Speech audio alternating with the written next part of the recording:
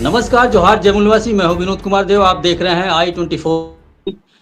साथियों, प्रकरण बहुत गंभीर है और इस प्रकरण की गंभीरता को देखते हुए आज जो चर्चा के लिए विषय रखा गया है, उस चर्चा के काफ़ी भी इम्पैक्ट पड़ने वाले हैं। और जिस बात को लेकर हम लोग चर्चा करने वाले हैं वो है मॉब लिंचिंग। तो ये मॉब लिंचिंग क्या है, मॉब लिंचिंग के पीछे उद्देश्य क्या है? और अभी आपने देखा होगा कि अलीगढ़ में कुछ युवकों की मॉब लिंचिंग की गई है, जिसमें वो बुरी तरह घायल कर दिए गए थे।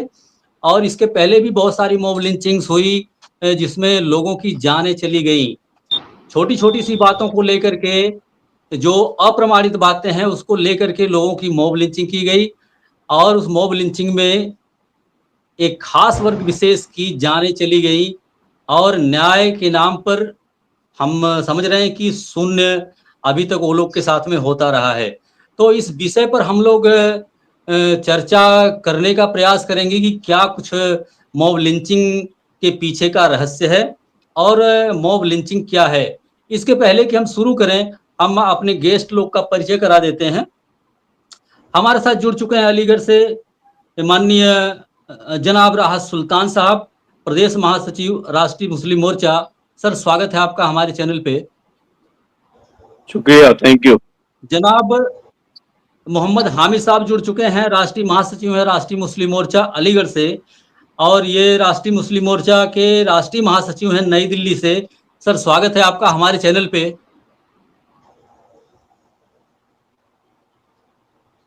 माननीय प्रदीप जी एडवोकेट जुड़ चुके हैं, इंडियन लीगल प्रोफेशनल्स एसोसिएशन, प्रदेश महासचिव उत्तर प्रदेश से।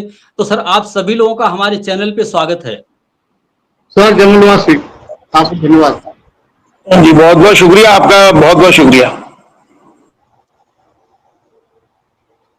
तो चर्चा की शुरुआत करते हैं और सबसे पहले हम राहत जी से जानना चाहेंगे कि अलीगढ़ में ये जो मॉब लिंचिंग हुई है 4 युवकों की, क्या कुछ मामला रहा है वहां पर और क्या कुछ आपके विचार हैं इस पर?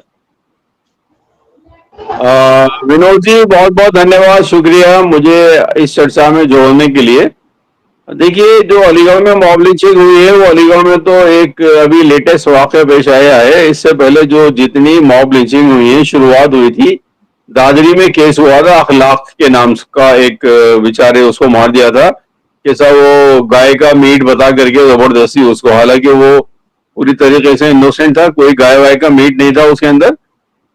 और उसके बाद से कितनी मॉब लिंचिंग हुई है, हमें अब समझिए याद नहीं रहे नाम कौन कौन से थे। और बेसिकली इनका जो एजेंडा है, ये जो भारतीय जनता पार्टी जो पावर में आई है, सत्ता में जो आई है, वो वहां पर एक जो ट्रेलर दिखाया था मोदी जी ने गुजरात के अंदर, बस सिर्फ और सिर्फ मुसलमानों के खिलाफ इनका पूरा एक दुष्प्रचार इन्होंने चला के रखा हुआ है कि मुसलमानों से नफरत कर लो और अपनी सत्ता को पूरी तरीके से अपने काबू में रखो। इन्होंने वो नफरतों का जो माहौल बनाया।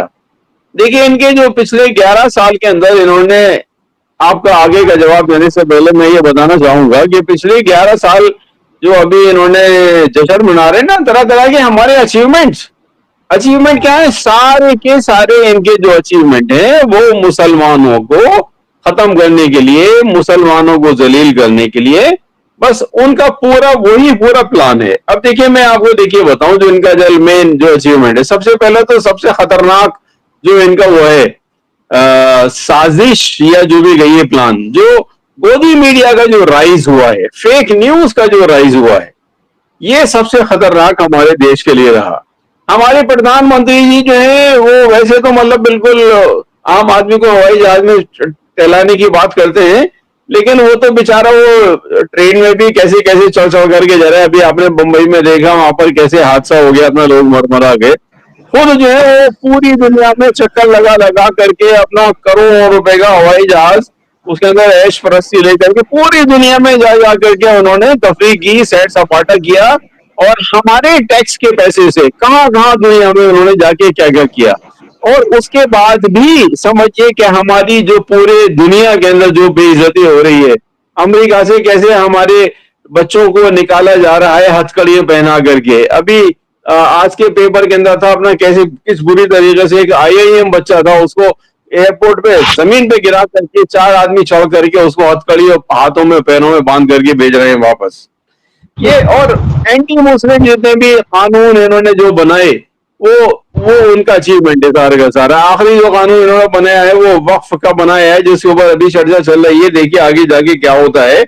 और इनका जो बेसिकली नफरत का एजेंडा रहा है शुरू से, मुसलमानों के खिलाफ, शेड्यूल कास्ट के खिलाफ, शेड्यूल ट्राइब्स के खिलाफ, और क्या कहते हैं सिखों के खिलाफ, क्रिश्चियंस के खिलाफ। बस इन्होंने सबको, समाज को नफरतों के ढांचे के अंदर हमारे भारत को एक समंदर का, एक नफरत का समंदर इन्होंने बना दिया है यहाँ पर। और दूसरी चीज आप ये देखिए कि हमारे जितने भी हमारे पड़ोसी देश हैं, सिर्फ एक रह गया था दोस्त हमारा बांग्लादेश, वो भी अब हमारा दुश्मन बन चुका है। हमारे आसपास में कोई भी हमारा दोस्त नहीं है दुनिया में, तो छोड़ दिए कि कौन।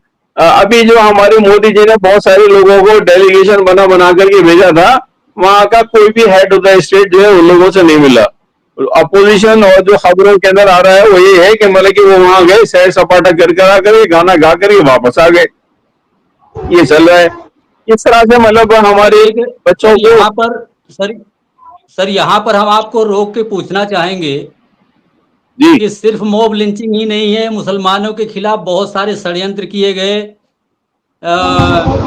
वक्फ बोर्ड का बिल लाया गया, फिर उसके आधार पर एक हिंसा की गई, एक शहर में हिंसा की गई, क्या नाम था उसका, हमें नाम ध्यान में नहीं आ रहा इस समय। अलीगढ़, अलीगढ़ में भी हिंसा की गई थी, और वहां जो आगजनी की गई है कलकत्ता के इधर। हाँ जी हाँ, वो नाम नहीं, मुर्शिदाबाद में एक और शहर में, हाँ समझ गया। इस तरीके से एक शहर था, वहां पे आगजनी की गई और मुसलमानों पे हमले किए गए। तो ये जो एक क्रमबद्ध पैटर्न चल रहा है मुसलमानों के खिलाफ, जी ये जो क्रमबद्ध पैटर्न चल रहा है मुसलमानों के खिलाफ, इस पर क्या व्यू है आपका? देखिए, मुसलमानों के खिलाफ तो इनका है ही पूरा एजेंडा, लेकिन इन्होंने मतलब हमारे पूरे देश को इन्होंने बिल्कुल समझिए आग की भट्टी में झोंक दिया है, और बिल्कुल गुलाम बनाने वाली जो सिचुएशन है वहां पर लेकर के जा रहे हैं। आपको मालूम होना चाहिए, गूगल करके देख लिए, थोड़ी देर पहले मैंने गूगल किया था, 1.5 लाख से ज्यादा स्कूल जो है वो इन्होंने 1.5 लाख से ज्यादा, जिसके अंदर एक 80,000 स्कूल यूपी में बंद हुए, 13,000 मध्य प्रदेश में बंद हुए, 70,000 उड़ीसा में बंद हुए, 17,000 राजस्थान में बंद हुए, 1.5 लाख स्कूल। समझिए इनका क्या चल रहा है प्लान कि सारे हमारे जो देशवासी है, SC ST OBC माइनॉरिटी, सबको बिल्कुल अपना शिक्षा से दूर करके बस एक विशेष वर्ग है 3.5%, वो सारे शिक्षा के अधिकार अपने पास रखना चाहता है, और ये सारे स्कूल बंद कर आकर के एक देश को समझिए उसी मनुस्मृति वाली जो हुआ करती थी हजारों साल पहले सिचुएशन, वहां ला करके खड़ा कर रहे हैं। और इन्होंने बेसिकली देखिए हमारा जो संविधान है, वो संविधान का ऊपर का कवर रह गया है, अंदर उसके जो है मनुस्मृति उन्होंने लगा दी है, और जिसके ऊपर काम चल रहा है रोजाना, नजर आ रहा है उनको।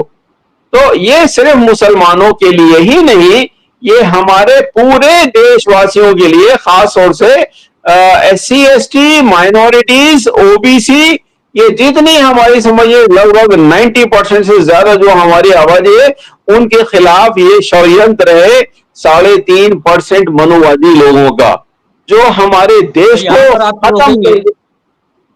जी राज सर, यहाँ पे आपको रोकेंगे, और हामिद सर आपसे जानना चाहेंगे, अलीगढ़ जो मॉब लिंचिंग हुई है, राज सर की बातों में क्या कुछ जोड़ना चाहेंगे आप?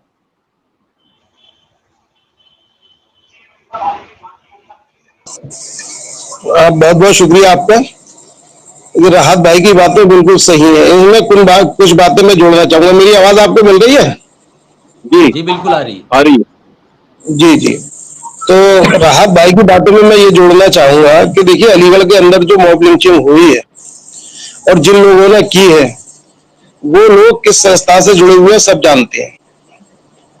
सबको मालूम है किन लोगों ने कम से कम 100 साल से इस नफरती एजेंडे पे काम किया है और अब आगे उन्होंने कुछ लोगों को खड़ा किया है, तो वो ठीक है। लेकिन एक सबसे बड़ी जो परेशानी की बात और अफसोस की बात है, और इस मुल्क के अंदर बहुत खतरनाक ट्रेंड चल रहा है कि जिन अधिकारियों ने संविधान की शपथ ली है, वो अधिकारी संविधान की शपथ लेने के बाद संविधान का काम न करके, संविधान की रक्षा न करके, वो आरएसएस जैसी संगठनों के लिए काम कर रहे हैं।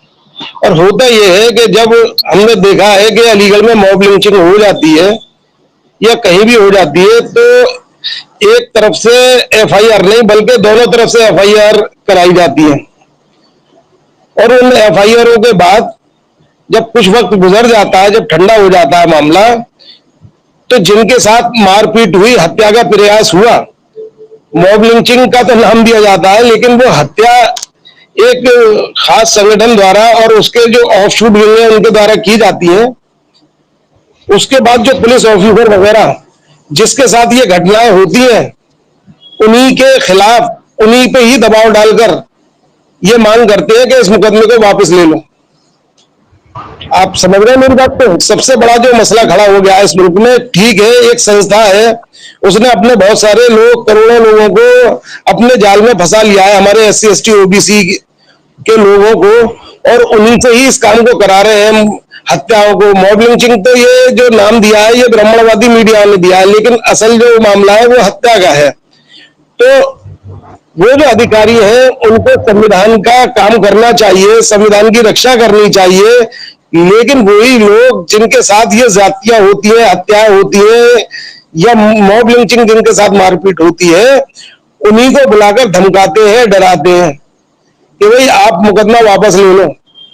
तो ये जो सबसे बड़ा मसला खड़ा हो गया है इस मुल्क के अंदर कि ना तो सरकारें, और सरकारों के अलावा जो संविधान की शपथ लिए हुए हमारे अधिकारी हैं, न वो, और मैं बहुत हद तक कहूं तो आप देखेंगे कि कोर्टों के अंदर भी मामला वो बात अब रही नहीं है, मैं बताऊं आपको।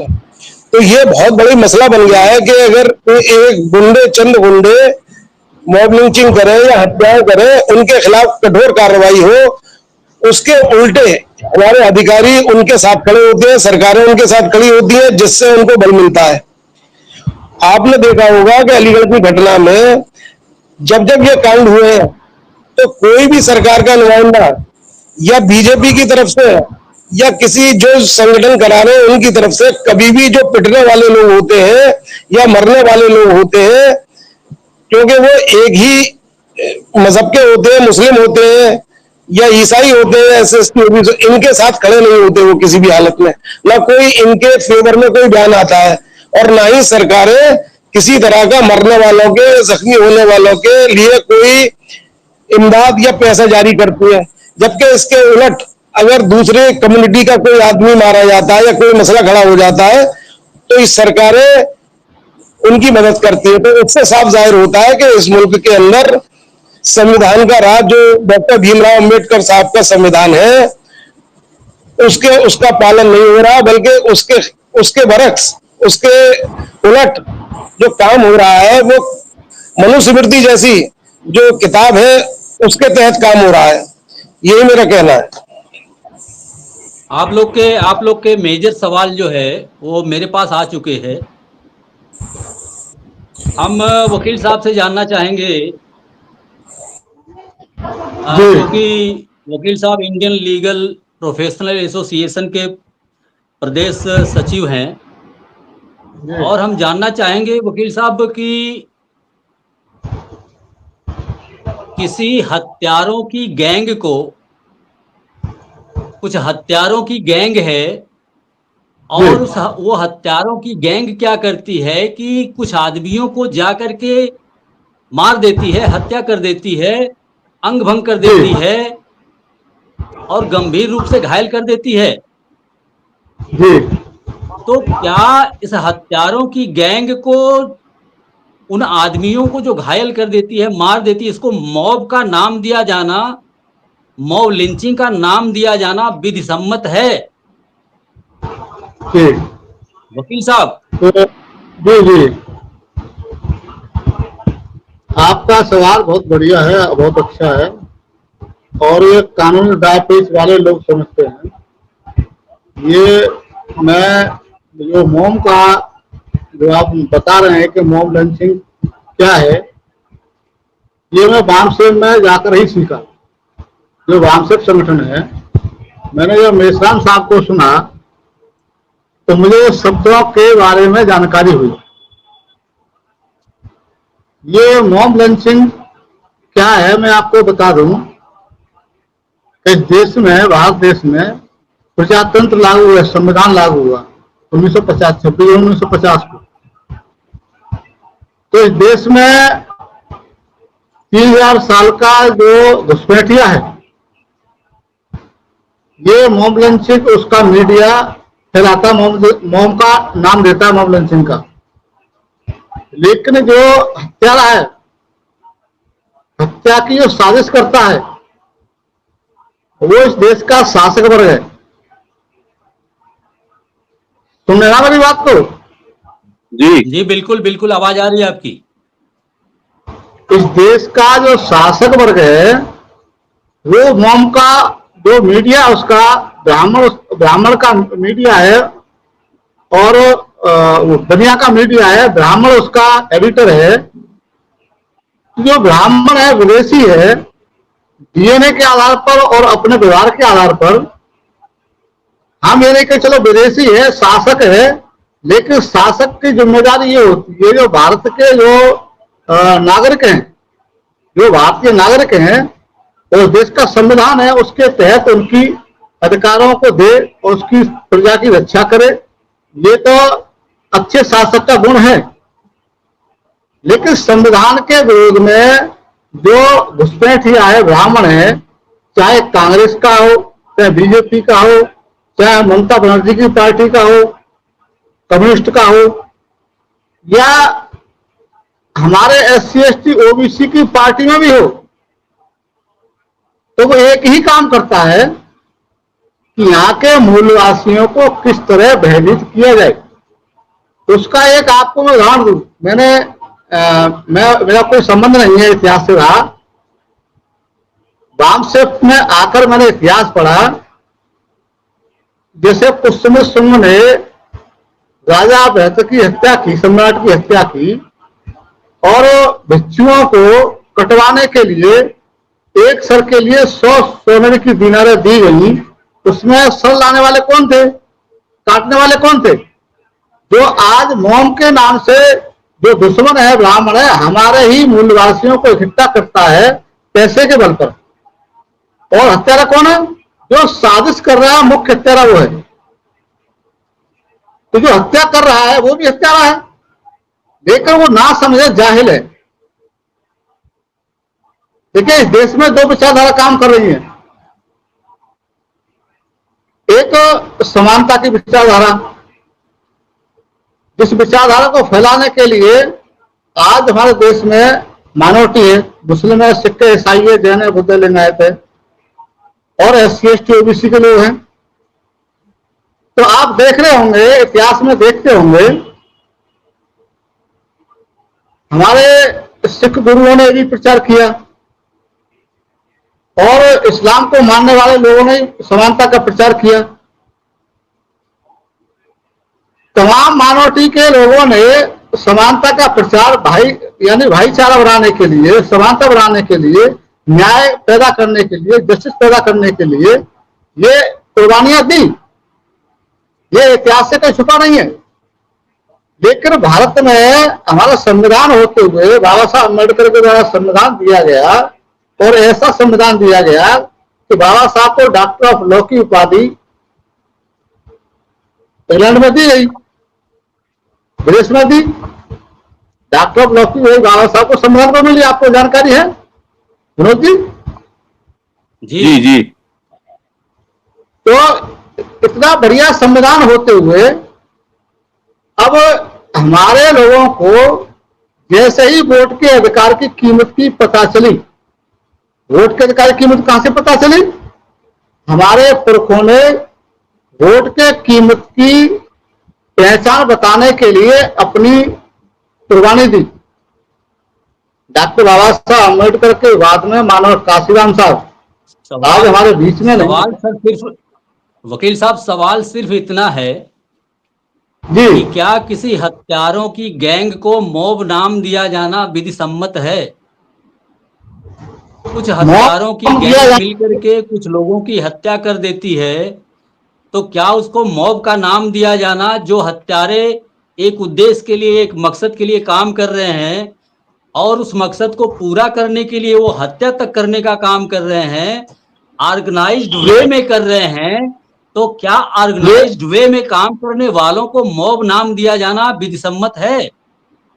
सर ये बात हमारे हामिद भाई ने और सुल्तान भाई ने बता दी। मॉब नाम दिया ना विधि सम्मत नहीं है। मॉब नाम देना विधि सम्मत बिल्कुल नहीं है। ये मॉब नाम देकर हत्यारा बचता है और जो साजिश करता है वो बचता है, इसलिए मॉब नाम दिया गया। यहाँ का मीडिया, ब्राह्मण बनिया मीडिया इस मॉब शब्द को फैलाता है। इस बात को हमारे तो जाहिल लोग समझ नहीं पाते, इसलिए मॉब नाम दिया गया दुश्मनों के द्वारा, मीडिया, भारत के सो कॉल्ड मीडिया द्वारा, चोर मीडिया द्वारा ये मॉब नाम दिया गया। ये बात जो हमारे राज साहब ने और हमारे हामिद भाई ने चर्चा में आई थी, ये बताई, तो ये विसम्मत नहीं है। अब इस बात को हमारा जो समाज है, जाहिल समाज है, समाज हमारा है, लोग हमारे हैं, लेकिन वो समझ नहीं पाते। मैं वही बात बताना चाह रहा था। बात मेरी सवाल था, सवाल का जवाब था, वो लंबा हो रहा था, लेकिन लंबे होने से मतलब नहीं, हमारे लोगों की समझ में आना चाहिए। दूसरा सवाल भी आपका इंतजार कर रहा है वकील साहब, चूंकि आप लीगल प्रोफेशनल हैं, इसलिए दूसरा सवाल भी आपका इंतजार कर रहा है। कोई पीड़ित थाने में जाता है अपनी एफआईआर दर्ज कराने, और उस पीड़ित के ऊपर उसकी तो एफआईआर दर्ज की ही जाती है, लेकिन उसके ऊपर काउंटर एफआईआर दर्ज की जाती है। तो मेरा यह पूछना है, खास करके मैं ये पूछ रहा हूं कि क्या सीआरपीसी के अंदर काउंटर एफआईआर दर्ज करने का प्रावधान है? प्रावधान अभी सत्ता दुश्मन की है, वो कर लेते, लेकिन हमें कानूनी रूप से उस एफआईआर को, जो काउंटर एफआईआर है, उसको लेकर, और जिसने की है अधिकारी ने, जिस अधिकारी ने काउंटर एफआईआर की है, उस अधिकारी के खिलाफ हम हाई कोर्ट उस एफआईआर को लेकर जा सकते हैं। और वहां का जो कप्तान है, जिले का कप्तान है और जिलाधिकारी है, ये दो लोग जिम्मेदार व्यक्ति होते हैं।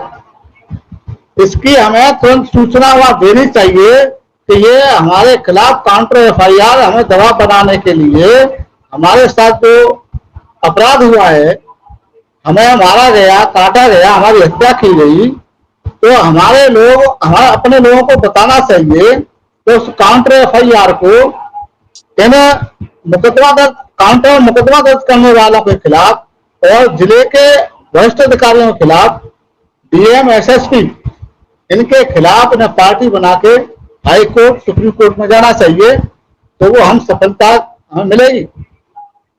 एक बात हम जानना चाहेंगे कि एसपी महोदय ने कहा कि अगर मुकदमा ये काउंटर एफआईआर जो की गई है ये सही नहीं होगी तो आगे चल के मुकदमा खारिज हो जाएगा। मेरा सवाल ये था कि अगर एसएसपी महोदय जानते थे कि ये मुकदमा खारिज हो सकता है, तो काउंटर एफआईआर की ही क्यों गई उन लड़कों के खिलाफ जो पीड़ित बच्चे हैं? संदर्भ में कर रहे हैं, अलीगढ़ के संदर्भ में कर रहे हैं सर। एफआईआर नहीं कर रहे हैं। एफआईआर जो की गई वही अपराध है। काउंटर एफआईआर जो की वो अपराध हो गया, वो रद्द हो, एसएसपी रद्द करा दे या डीएम रद्द करा दे, लेकिन अपराध तो उसने कर दिया। जो थाने का अधिकारी है, तो कानून ये कहता है, जिसने हमारे खिलाफ गलत मुकदमा दर्ज किया, प्रेशर बनाने के लिए किया, तो थाने का जो प्रभारी है उसके ऐसे नहीं कि एसएसपी ने कह दिया रद्द कर देंगे, उसके खिलाफ मुकदमा लिखा जाना चाहिए। ये कानूनी प्रक्रिया संविधान कहता है हमारा। कुछ बोलना चाहेंगे वकील साहब? वकील साहब इस सारे परिदृश्य पर क्या कुछ बोलना चाहेंगे? पूरे देश के लोग आपको सुन रहे हैं, तो ये सारा जो मॉब लिंचिंग करके मॉब का नाम दिया जाना और फिर पीड़ित जब अपनी पीड़ा दर्ज कराने थाने में जाता है तो उसके ऊपर ही काउंटर एफआईआर दर्ज कर देना, ये बातें पूरा देश सुन रहा है, तो क्या कुछ संदेश देना चाहेंगे आप? मैं अपने जो मूल्यवासी साथी हैं, पूरे देश के मूल्यवासी साथी हैं, मैं उनको संदेश ये देना चाहूंगा कि काउंटर एफआईआर से बिल्कुल ना डरे। पहली बात ये है, काउंटर एफआईआर से बिल्कुल नहीं डरे।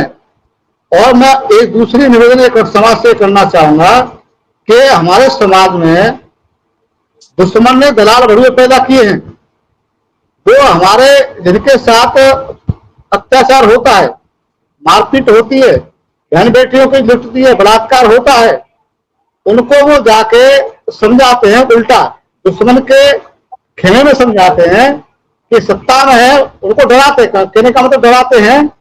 तो मैं पूरे देशवासियों को, मूलवासियों को ये निवेदन करना चाहता हूं, वो डरे नहीं, उन्हें डरना नहीं चाहिए, क्योंकि आईएलपीएस संगठन वामसेप ने इसलिए बनाया कि अपने समाज की सुरक्षा करे, अपना पेट भरने, अपना धंधा चलाने नहीं किया है। वामसेप ने जो संगठन बनाया है आईएलपीए, और इसका उदाहरण हमारे हामिद भाई मेरे बारे में अलीगढ़ में बता सकते हैं। मैंने ये काम यहाँ अलीगढ़ में किया है, तो ये डरने की आवश्यकता नहीं है। हमारे साथियों को, हमारे मूल्यवासियों को काउंटर एफआईआर हो गई, उसका हमारे पास सॉल्यूशन है। संविधान हमारा हथियार है, और हम हाई कोर्ट, सुप्रीम कोर्ट में उस एफआईआर को रद्द कराते हुए पुलिस अधिकारियों के खिलाफ भी मुकदमा हम दर्ज करा सकते हैं। ओके सर, बहुत बहुत धन्यवाद। आपका समय समाप्ति की तरफ है जी। अपील करना चाहेंगे कि अगर ये चर्चा तक पहुंची है, आप देख रहे हैं, तो इस वीडियो को ज्यादा से ज्यादा लोगों तक शेयर करने का प्रयास करें, शेयर करने का काम करें। और अगर आपने अभी तक चैनल सब्सक्राइब नहीं किया तो चैनल को सब्सक्राइब करिए, लाइक करिए और शेयर करिए, ताकि समाज की जो गूढ़ बातें हैं, समाज जिससे पीड़ित है, उन बातों को देश और दुनिया के समक्ष रखा जाए, ताकि समाज को इन पीड़ा से, इस गुलामी से मुक्ति दिलाई जा सके। सभी साथियों का बहुत बहुत धन्यवाद। राहत सर बहुत बहुत धन्यवाद। वकील साहब बहुत बहुत धन्यवाद आपका। हामिद जी आपका भी बहुत बहुत धन्यवाद। समय समाप्ति की तरफ है और आपसे हम आगे भी चर्चा करते रहेंगे। मिलते हैं अगली वीडियो में, तब तक के लिए नमस्कार, जोहार, जय मूल्यवासी।